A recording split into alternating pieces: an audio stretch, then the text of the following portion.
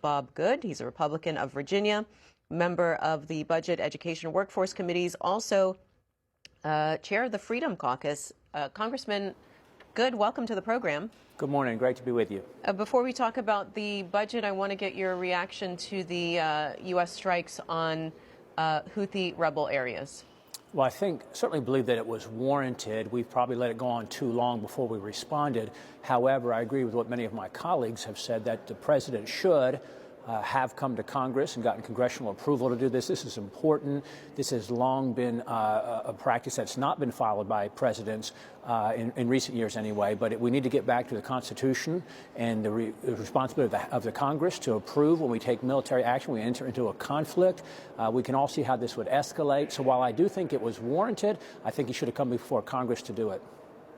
And so let's talk about the budget. Can you give us the latest on what's happening with your meetings with Speaker Johnson and the alternative funding plan?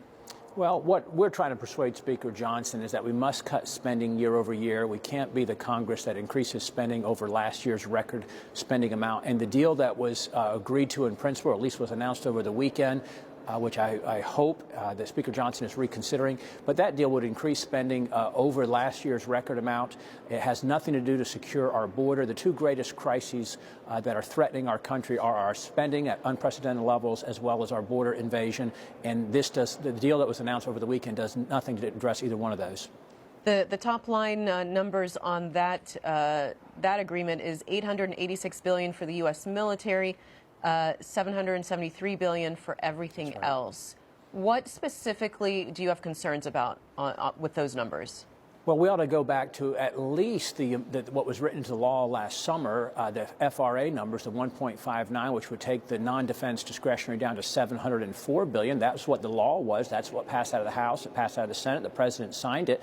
That would at least cut spending year over year by some $40 billion.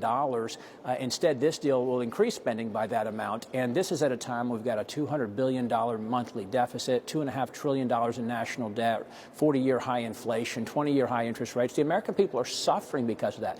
But equally important, and perhaps even more important, we need to have border security as part of our government funding. Why would we continue to give trillions of dollars, literally, borrow trillions of dollars from our kids and our grandkids to fund a government that is allowing, not even just allowing, this administration is facilitating this border invasion, which has threatened the national security, economic security, health security, even education security of our country?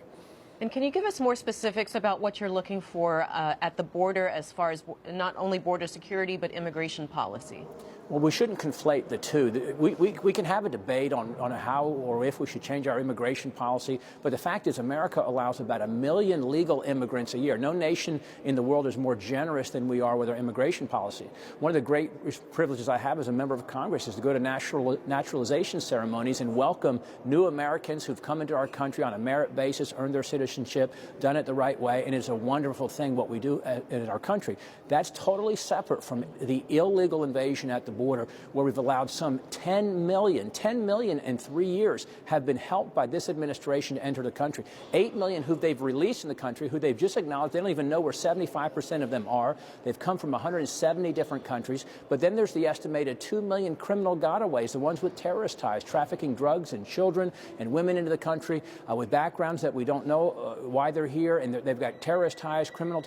We have 100 on the terrorist watch list who we find every year from the ones who surrender to Border Patrol. They're part of the 8 million. How many do you think might be part of the 2 million that have been allowed? And really that ties into what's happening in the Middle East, what's happened in Israel. This is what this president's facilitating, and it really is the most important issue. So what do you want to see happen on border security specifically?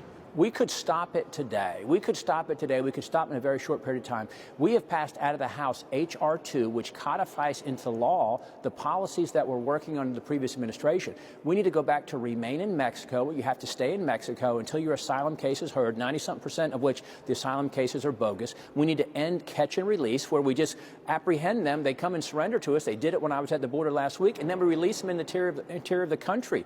We need to end that. We need to finish the wall. We need to allow Border Patrol to do its job and to detain or return. Those are some of the basics that we need to do.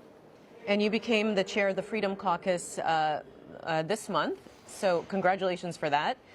Is there Is there unanimous consent among your caucus, Congressman, on spending levels and action at the border? It's unanimous that in the Freedom Caucus that we want to cut spending year over year. There's varying degrees of how much we think that is reasonable that we can get in this Congress to cut. You know, really what we should do is refuse to fund anything that's not the essential part of this government for safety and security until the border is secure.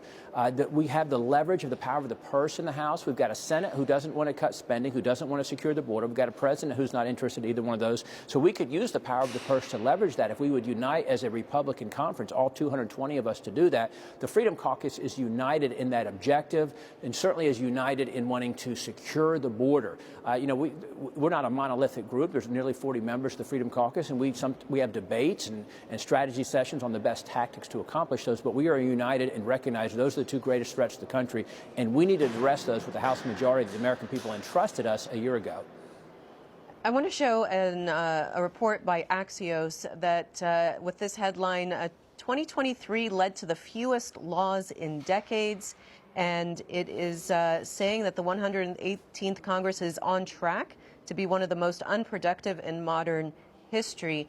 What do you say, Congressman, to your critics that say that the GOP can't govern in the House, and specifically the Freedom Caucus is more of a disruptor than a force for getting things done? I think that's silly Washington speak. We need disruptors in Congress. We need to stop what Congress is doing. That's how we got to $36 trillion in national debt. That's how we got to a 20% approval rating in Congress, not because Congress does too little, but because Congress does too much. I hope that this Congress will be the least productive Congress in the history of the country in terms of doing more harm to the American people. You hear this mantra, oh, you just got to get things done. It doesn't matter how bad it is. It doesn't matter if it hurts the country. It doesn't matter if it perpetuates the policies that are causing the inflation and the interest rates and the suffering with the American people. Just do more of that, because we can't stop doing that, because then we won't be able to pass legislation with our name on these bills and say that we got things done. What is it that you wish Congress was doing more of that the Democrats in the Senate and the White House want us to go along and help them do? The less of it we do, the better. Should there be a continuing resolution to avoid a government shutdown on January 19th and February 2nd? Well, I'm not concerned about a temporary pause in the non-essential part of the government. 85% of the government continues, irrespective of whether or not we pass a funding mechanism.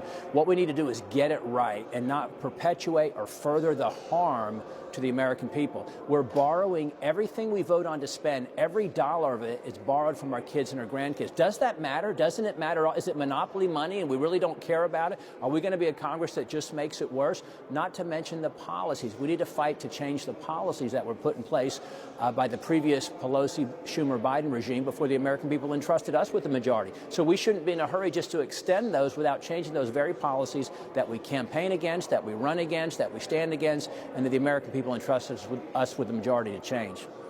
Should Speaker Johnson, do you think, Congressman Good, lose his job over the current spending agreement? And how would this be different than what Speaker McCarthy had agreed to? Well, I think it's unfair to compare Speaker Johnson, who's been in the job for less than 3 months, to someone who was in leadership for years, and to the person who left him in the situation that necessitated a new speaker. If we had passed our spending bills at the agreed-upon amounts that the previous speaker had agreed to in order to become speaker, which was to go back to pre-COVID levels for non-defense discretionary, most Americans think that's reasonable. We ramped up spending to record massive levels in the name of the COVID virus. Why couldn't we go back to pre-COVID level spending for non-defense discretionary? That's what he committed to become speaker.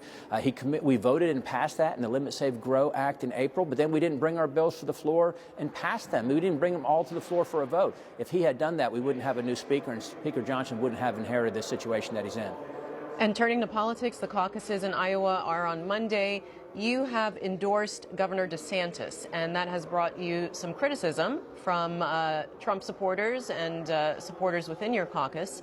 How do you respond to that? Well, it'll be interesting to see what happens in the caucus on the 15th there. Governor DeSantis has been the model governor with what he's done in Florida. He's a genuine, true conservative. I think we need 8 years of conservative leadership. I think he gives us the best chance in winning the general election. That said, President Trump was the best president of my lifetime. I will enthusiastically support him if he is the nominee. He's obviously leading in the polls, and I will wholeheartedly support him if he is our nominee. And lastly, Congressman, what accomplishments can the Freedom Caucus point to over the last year, and what are you hoping to accomplish this year and what you think you can actually accomplish with a Democratic Senate and a Democratic White House? It's only because of the Freedom Caucus that the House has returned to regular order, where we have single subject bills, where we have the ability to make amendments. That means that the Democrat minority does as well, where we have a limited amount of time to read legislation before it comes to the floor, 72 hours, that the bills work through the respective committees, and every member has a voice in that process. That's only because of the House Freedom Caucus. It's only because of the House Freedom Caucus that we're actually been debating for the past year on how much to cut spending by, and we're having a debate on that instead of just rubber stamping and doing what the Democrats and some Republicans do, which is to raise spending year over year. So the Freedom Caucus has really driven the debate and has helped the Republican Party to be what the American people elected us to be. All right, Representative Bob Good, Republican of Virginia, member of the Budget, Education, Workforce Committee, and chair of the Freedom Caucus. Thanks so much for taking the time to join us today. Great to be with you. Thank you again, Mimi.